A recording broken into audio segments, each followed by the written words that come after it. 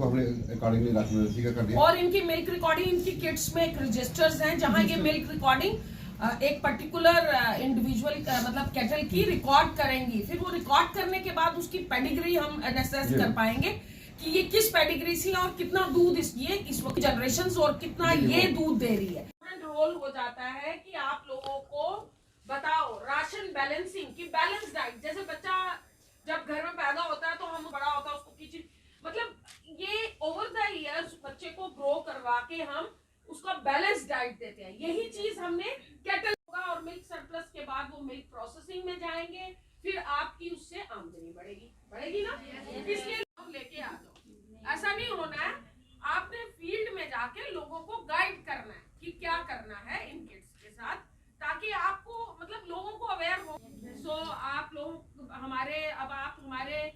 Strength है, हमारी strength आप लोग हैं। आप फील्ड में जाएंगे, आप काम। एक प्रोग्राम हमने रखा था, एक्चुअली हमने अपने ए हेल्प और पशु सखीज को ट्रेन किया है राशन बैलेंसिंग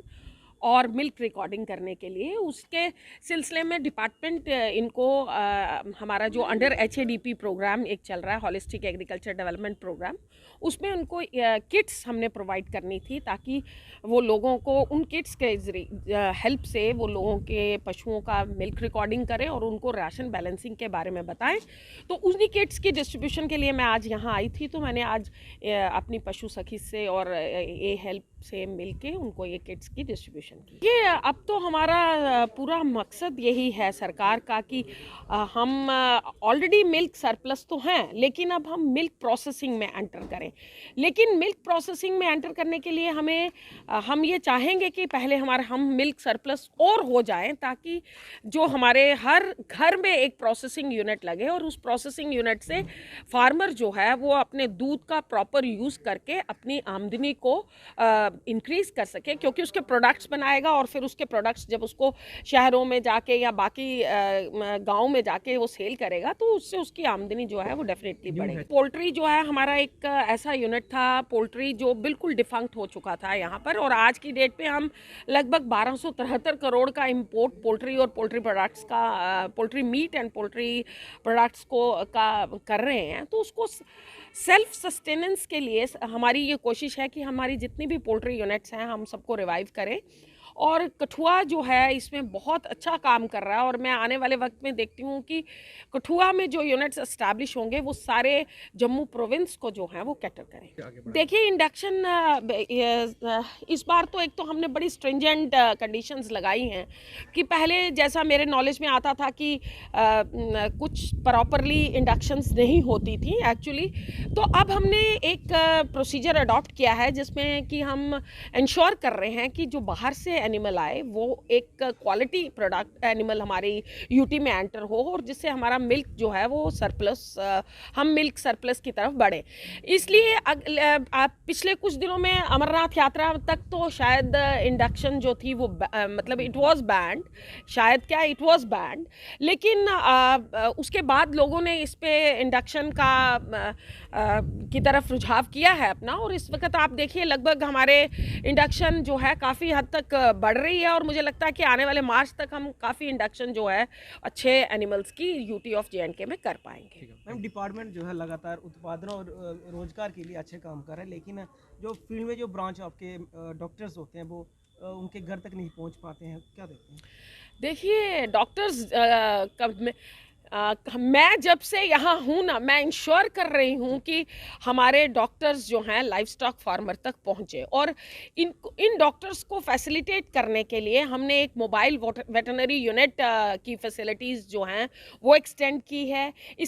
आपने देखा होगा हमारा पट्टी में कठुआ में हमने एक मोबाइल वेटरनरी यूनिट दे के रखा है। उसमें हम इंश्योर करते हैं कि फार्मर की, क्योंकि हर फार्मर अस्पताल नहीं जा सकता और हर डॉक्टर जो है हर लाइफ स्टॉक फार्मर के पास पहुंच नहीं सकता, इसलिए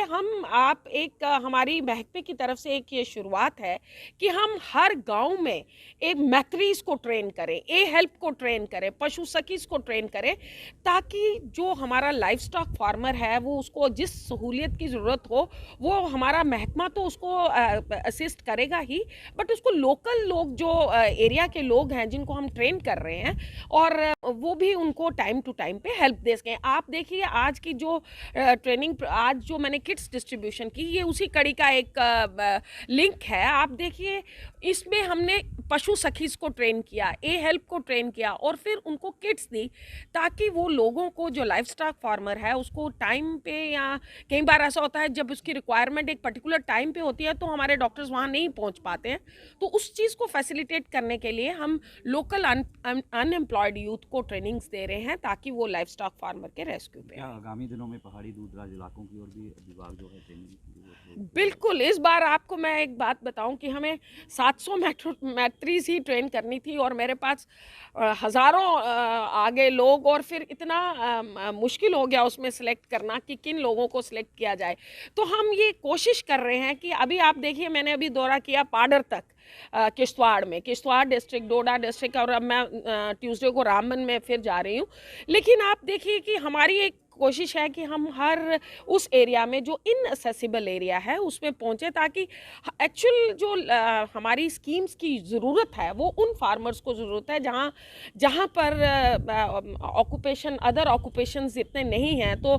फार्मर जो है वो ज़्यादा लाइफ स्टॉक और एग्रीकल्चर पे ही डिपेंडेंट है। तो वहाँ पर हमारा एक पहुँचने का प्रयास है, और ये मैं आशा करती हूँ कि आने वाले वक्त में आप एनिमल हस्बेंड्री को की बहुत सारी एक्टिविटीज़ इन एरियाज़ में देखेंगे, और हमारा एक ही मकसद है कि हमारा लाइफ स्टॉक फार्मर एम्पावर हो जाए और अपनी आमदनी वो अच्छे से कमा पाए, ताकि और अपनी आमदनी इतनी उसकी हो कि वो अपने बच्चों और अपने घर का अच्छे से पालन पोषण।